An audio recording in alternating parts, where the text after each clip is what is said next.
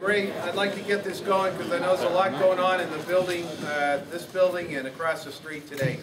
Let me begin by welcoming all of my brothers and sisters here today who have come from throughout the state of New Hampshire, from every occupation, from shipbuilders to airline pilots, from firefighters to police officers, from municipal workers to nurses.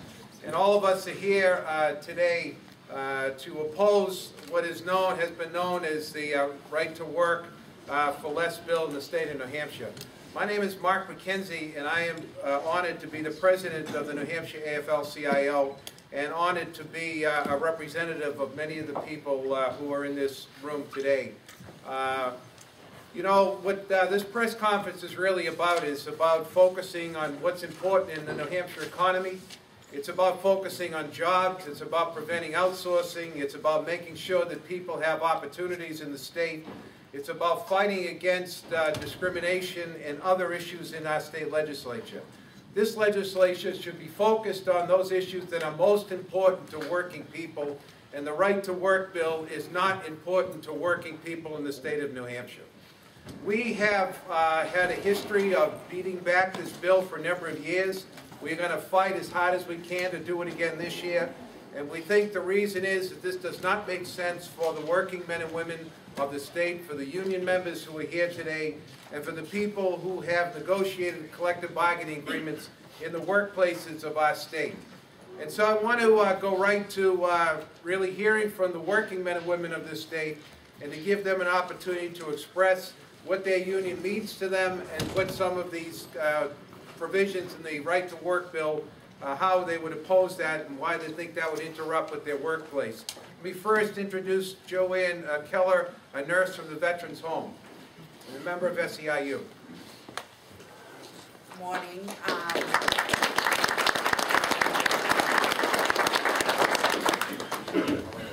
Good morning. I've been a nurse for 27 years. In my career, I have worked in 2 union jobs. One for the state of Massachusetts and one for the state of New Hampshire. In between those 2 jobs, I have worked in private industry as a nurse, and what I wanted to share today was my time at those private, non-union facilities was very short, anywhere from less than a year to 4 years. And the major reasons I left those places because I felt that our patients were in jeopardy, our staff was in jeopardy, and at the union places, I felt the union created longevity and loyalty to the workplace. So I oppose the right to work for less. The union creates a safe workplace. An example, we had issues at the Veterans Home at one point where our nursing labor management team got together and worked without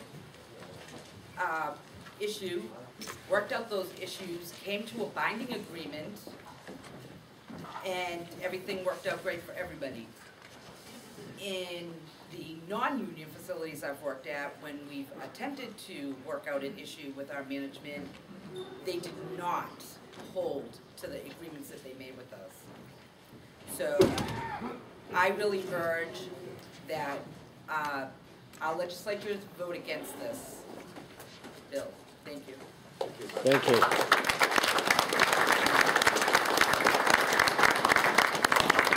Next, I want to hear from a firefighter who works in the city of Nashua as the president of the union.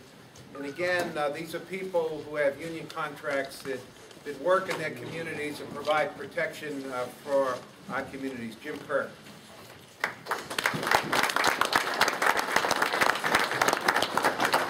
You know, it's funny, the groups that start bills like House Bill 474, they do a good job of branding their causes, and to call it the right to work, I think, is a bit of a misnomer. I think it should be called the right to union busting, basically. The safety of my members on the fire department is guaranteed by our contract. House Bill 474 threatens to undermine that.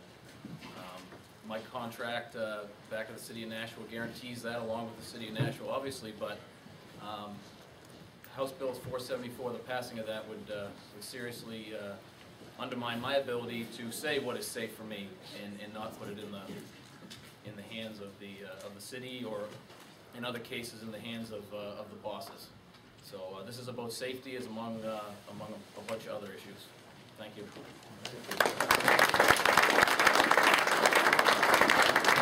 Next, joined by Lisa Monroe, who is a para-educator and from the American Federation of Teachers.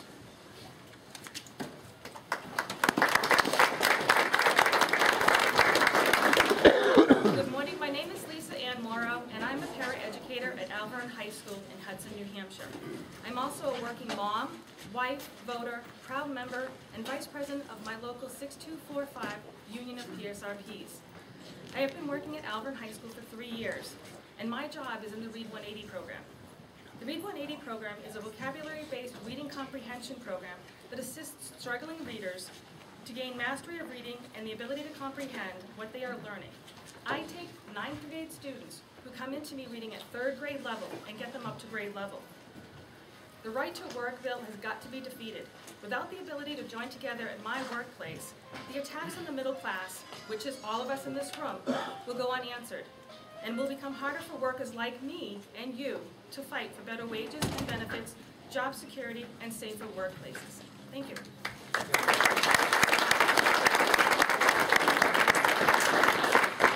I want to next recognize Paul Brown from Madeline's Bakery. Paul is a small business person, and I'm not sure if Doug is here as well, but Don, I'm sorry. So let me recognize first Paul.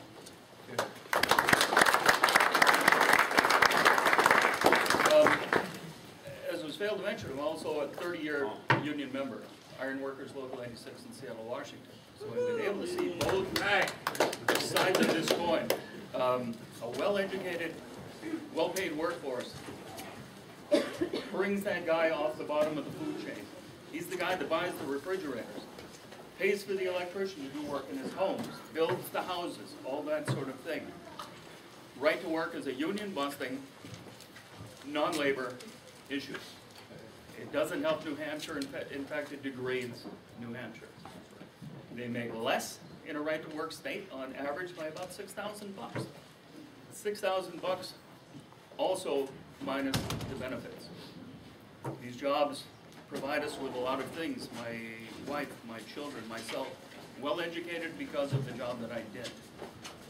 Because of the negotiated wage, the negotiated benefits that we receive.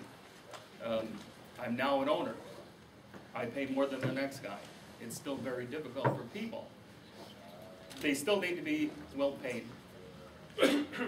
Yet we see other people paying at the very, very minimum wage. Got two people doing the same job. One guy's got the pennies, one guy doesn't. Right to work. Enjoy it. All right.